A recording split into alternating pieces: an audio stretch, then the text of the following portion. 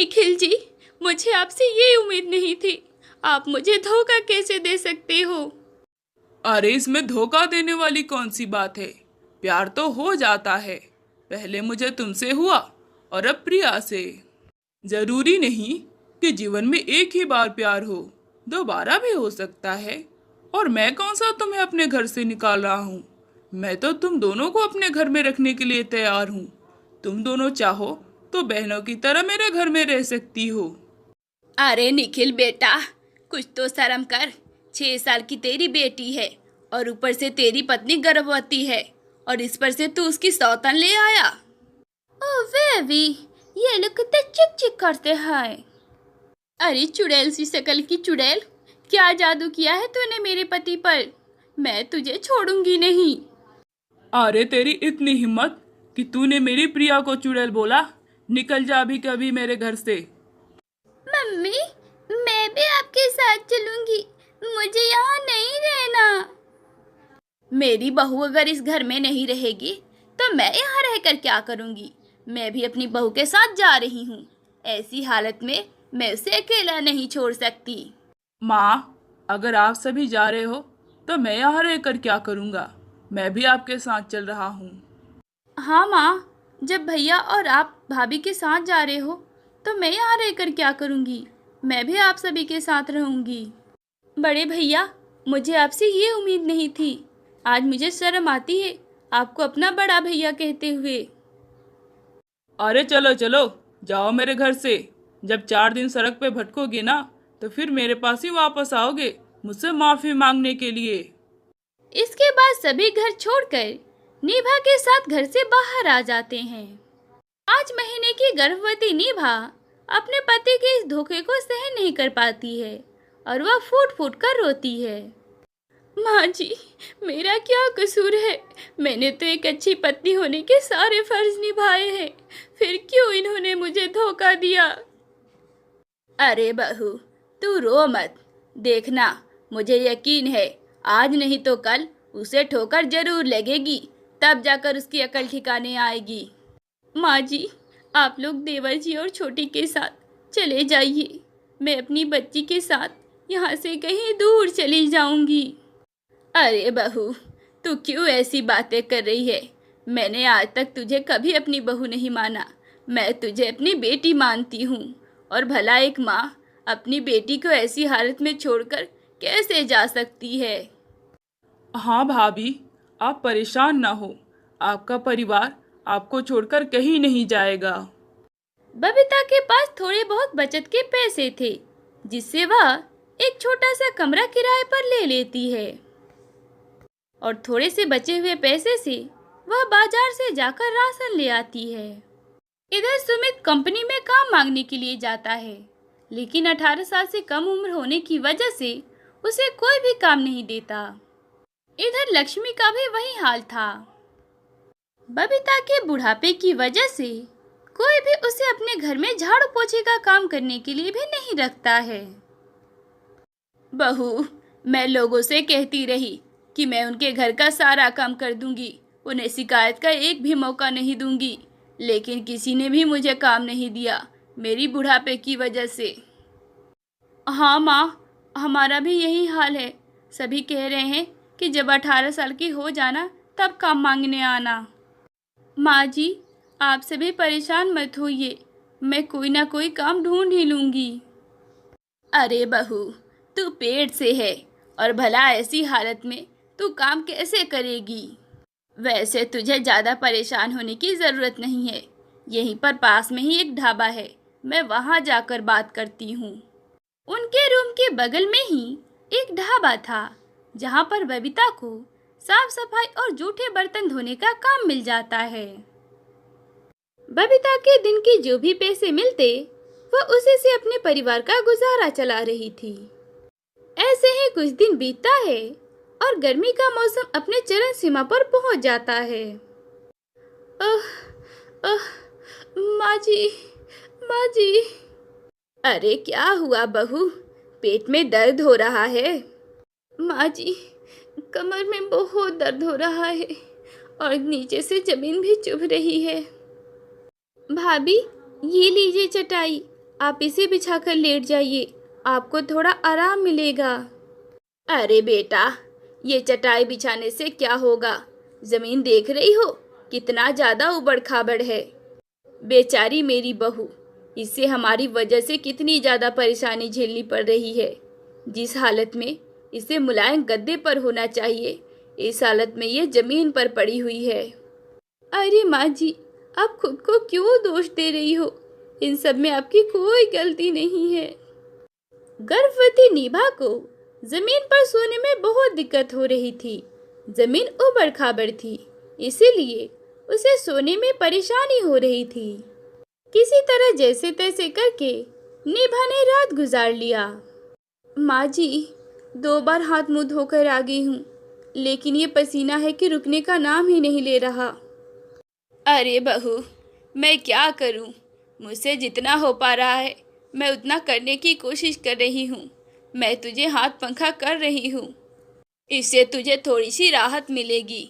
और तुझे याद है डॉक्टर ने तुझसे क्या कहा था? ऐसी हालत में तुझे जितना ज़्यादा हो सके उतना ज़्यादा ठंडे में रहना चाहिए। माँ जी, मेरा जी बहुत घबरा रहा है, ऐसा लग रहा है कि उल्टी होगी।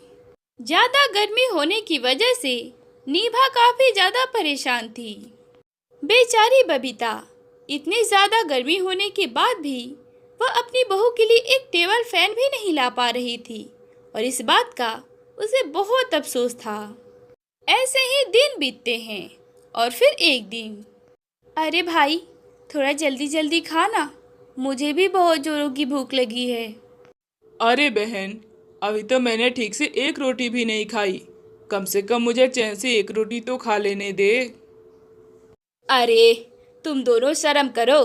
देखो तुम दोनों से कितनी छोटी है सुहानी, लेकिन कैसे अपनी बारी आने का इंतजार कर रही है। अरे माँ जी, आप क्यों उन दोनों को डांट रही हो? इसमें उनकी क्या गलती है? गिनकर तो हमारी रसोई में 4-5 बर्तन ही हैं। 1-2 में खाना पकता है और 1-2 में हम सभी को खाना पड़ता है। ये लो रागनी, तुम कढ़ाई में खाना खा लो। निभा की जिंदगी में खाना खाने से लेकर रसोई के बर्तन, कड़कती हुई गर्मी और ऐसे ही न जाने कितनी सारी परेशानियां थीं। और आज तो निभा की हालत गर्मी से और ज्यादा खराब हो जाती है, इसीलिए निभा बैठे बैठे ही बेहोश हो जाती है। मम्मी, मम्मी, तुम्हें क्या हो गया? दादी, यहाँ आइए ना, देखिए ना मम्मी को क्या हो गया। इसके बाद बबीता अपनी बहू के पास आती हैं और उसे बेहोश देखकर उसके मुंह पर पानी का छींटा मारती हैं। ऐसी हालत में बेहोश होना या चक्कर आना निभा के लिए काफी ज्यादा परेशानी था। हर दिन की तरह निभा अपने हाथ में हाथ पंखा लेकर खुद को हवा कर रही थी।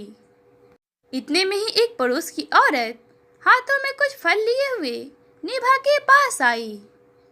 अरे निभा, ये लो, मैं तुम्हारे लिए कुछ फल लेकर आई हूँ। इससे तुम्हें और तुम्हारे बच्चे को बहुत राहत मिलेगा। अरे नहीं नहीं बहन, इसकी क्या ज़रूरत है?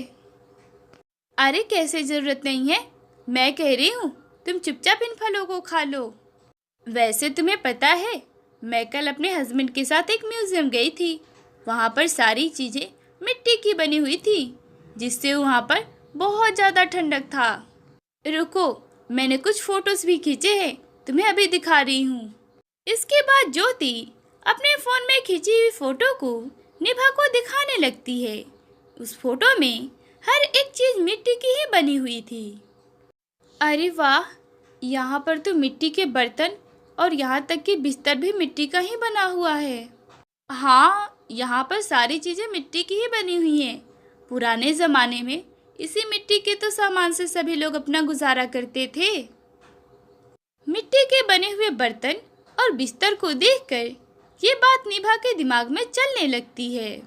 और फिर जब शाम को उसकी सास काम से घर आती है तो उसे वो सारी बात बताती है।